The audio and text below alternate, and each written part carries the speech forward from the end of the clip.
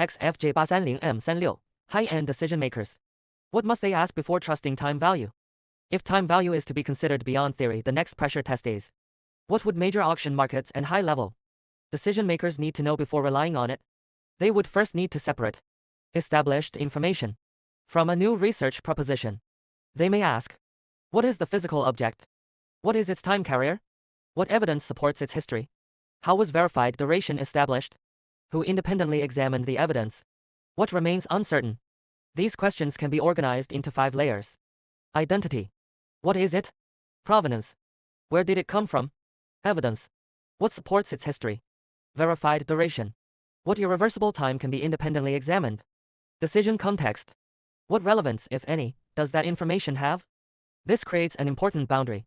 More historical time does not automatically mean more market value. A high-end decision maker must still consider authenticity, condition, rarity, provenance, demand, cultural significance, market conditions. XFJ830 does not replace these factors. Instead, it proposes another question. Does independently supported irreversible time provide information that conventional evaluation does not fully represent?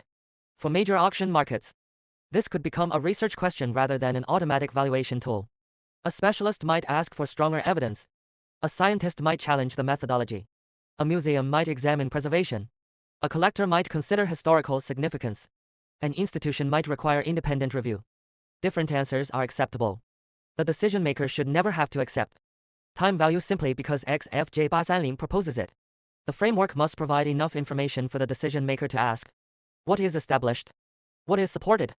What is uncertain? What still requires external verification? This creates a disciplined decision path. Physical object. Evidence. Verified duration. Independent review. Decision context. Independent decision. Therefore, the pressure test is not: will the market accept time value?